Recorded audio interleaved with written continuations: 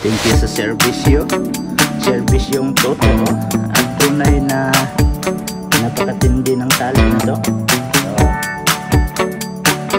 8 taon ng serbisyo ito. So, sana ito maging 8 taon din.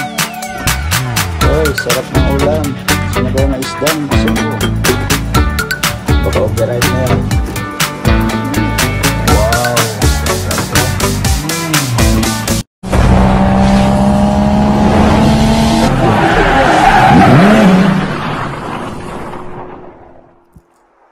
Yo, what's up mga ka-idol? Panibagong araw, panibagong video na naman tayo ngayon.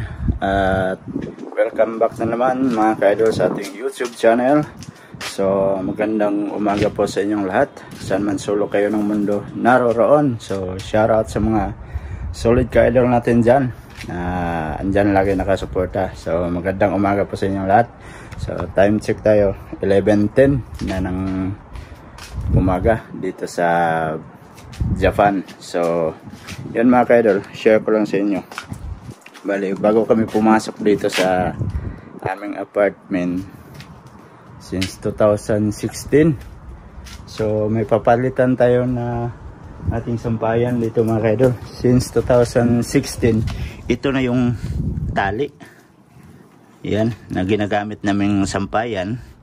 So, sira-sira na siya. So, ilang beses na akong sinabihan ni Love na papalitan na daw.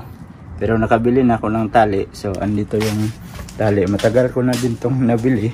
Hindi ko na napalitan kaagad.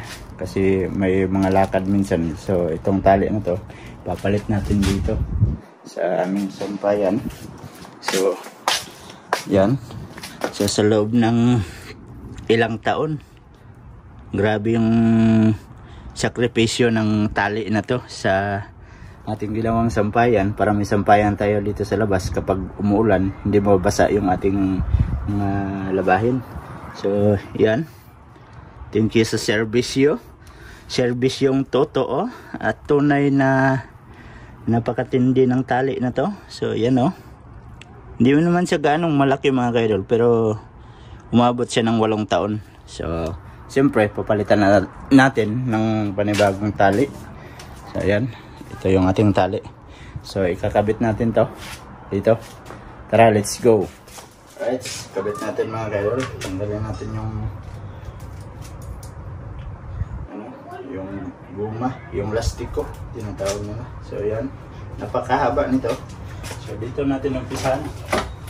Uy, buti umaraw na. Ayan, tali natin dito. Ayan, ganito lang pagtali mga kaidol. Ayan, ball mo muna dito. Saka natin i-lock.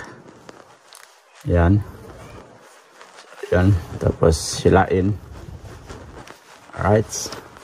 So, kailangan dubli. Ayan. Tapos iganyan mo dito. Para siguradong hindi matanggal. Ayan. So, pag hila mo yan, hindi na yan matatanggal. Diba? Lipat tayo dito sa kabila. Oops, tanggalin natin itong sinelas. Yan. Ganyan. Tapos dito. Hindi ka nang mataas. Kasi hindi makaabot yung sampay.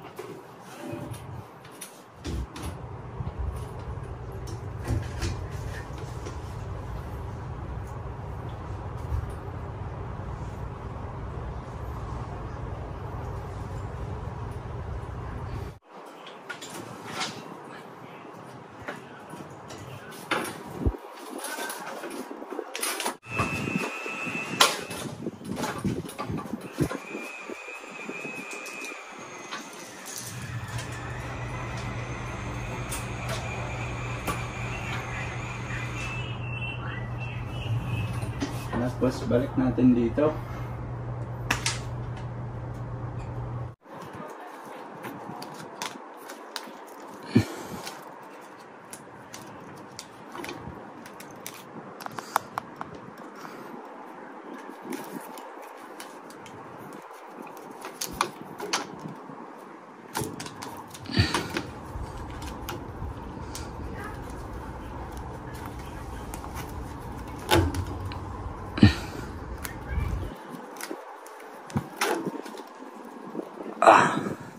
Yan mga kaidol, at tapos na nating itali. Ayan, di ba? Para bago na yung ating sampayan. Oh. So ito, hindi ko na pinalitan kasi wala akong pangpalit. Pero soon, baka papalitan din natin yan para siguradong matibay. Ayan. Oh. So 8 taon ang serbisyo nito. So sana ito maging 8 taon din. So yan, bago na. So makita yan ni Mrs. Ann mamaya. Bago na yung sampayan niya dito. Alright. So tapos na tayo. So kailangan natin ibalik tong mga tinanggal nating hanger. Yan. Diyan ilagay natin. Oh, di ba? Oops. Ayan. Oh, bago na. Ayan. So, bago na yung ating sampayan dito. Ayan. Binalik natin yung hanger. Tapos na tayo mga kaidol. At saka nagpit ko na din tong tali. So itatago natin to. Baka magamit pa to. Dito natin ilagay sa plastic. Ayan. Diba? Hoy, sarap ng ulam. Sinabaw na isdang bisugo na may pitsay. Alright. Woo! Sarap ang lamig. Tapos may pinya kami dito. Pinya mamaya. Tapos kasalin mamaya. Pinya. Yun, pinya. Si Lab na ang mag-slice daw, sabi niya. Lah, nagkulay dilaw na kahapon. Parang green pa yan So, binili namin yung kahapon, namalingki kami kahapon. Kaya, sarap kumain ng pinya. Kaya, kakain tayo ng dol ngayon. So, shout out sa dol. Yan andito yung dol, nakarating sa Japan. Tingnan natin ang loob. Baka overripe na yan. Wow, sarap Isa lang, tapos hindi mahulot. Wow. So lagay sa rip yung isa.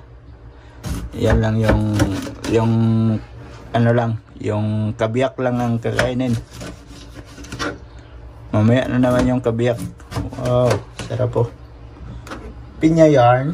Kapon ba sila na? Ups. Kuha tayo ng plate. Ayan. So baka malagtag yan. Oh, diba? Ang galing mag-slice. Oops, baka matamaan yung kamay. Yan. Takot kasi siya akong masugatan. Kaya gusto niya siya mag-slice. Oh, diba? Sarap niyan. So, yan yung kapartner ng ating ulam na sabaw na isdang bisugo na may pitsay. So, kakain tayo. Right. So, mauban, kilain mag-slice kay kunon ang mata. Anong panitan sa oras mo kung ano. Buko yung pa ito. Diba? Ayun. So, ayan. Napaka masilan talaga itong partner kong mag-slice ng pinya. Kaya gusto niya siya mag-slice kasi ayaw niya yung may halong, yung matang-mata ng ng pinya. Di ba may mga mata yun sa balat niya. Ayaw niyang masama yun. So, yan. Siya nag-slice. So, habang nag-slice si Rab, kuha tayo ng ulam. Oh, sarap nito. You know? Isdang bisugo. Ito lang yung isda na to pag sinabawan mo. Ano siya? Parang malata ba? Putol-putol siya. Masarap yan. Oo, sabaw. Kain mga ka-idol. Alright. Yan o, meron tayong dinuguan. Bigay sa kabilang bahay. Tapos, ito na yung niloto ni Lab na bisugo. Si Big Gisunggo. Bisugo. Yan. Oh. Kain. Kain mga guys.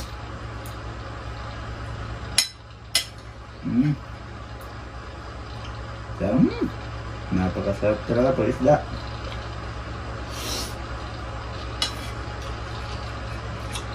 Mga katutulog. Hindi ko ba? Ulo? Ano yung kaya dapat hindi yung kasobrang isda. Tapos dinuguan. Harap. Oh. Diba?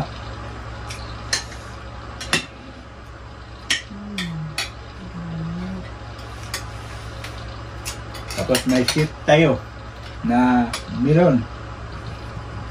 Melong amoy. Hindi talaga maiwasan magkamay. Diba?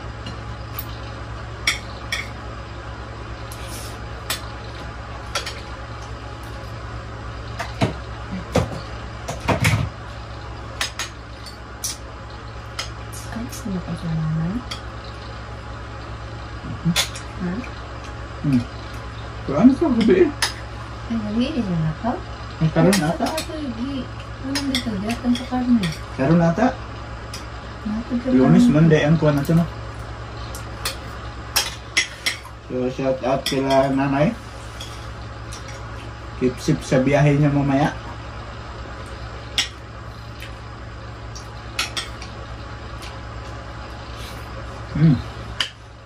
Sarap. Schedule na yung kauban. Siguro.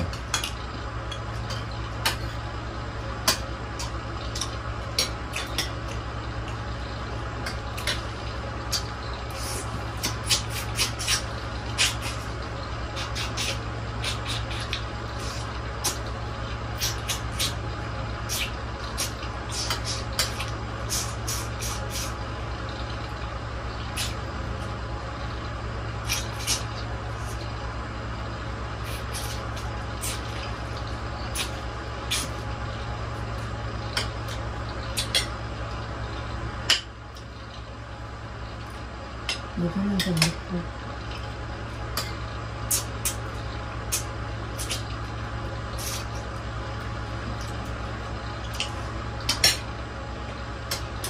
Marami lang ano, mga buto. Kaya pag kumain ganito, ingat talaga para hindi ka maano. Tawag ng Bisaya, mabukog ba?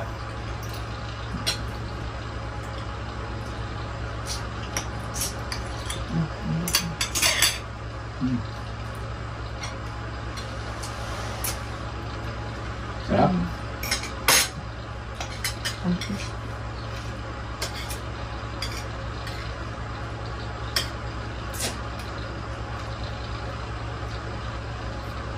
Ano lang ito ka ano mo?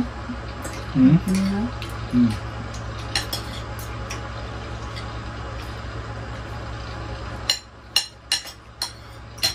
Tapos habang kumakain, kakain siya ng pinya. Sarap ba? Panghimagas ba? Sarap. Minsan lang kami makakain nito. Pinya kasi ang mahal. Isang piraso. Bali, ano ba yun? Magkano ba yun? 800 yen. Ito, ano mo sa Pinas na pera yun? Magkano na yun? Hindi maayaw ko ang pera. Isang piraso lang.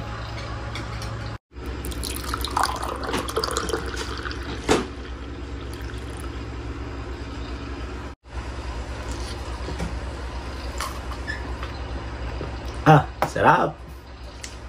Shake.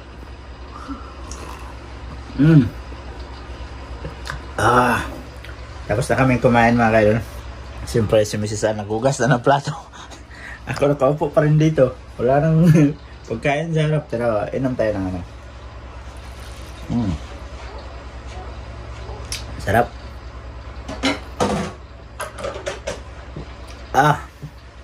Busog mats. Alright.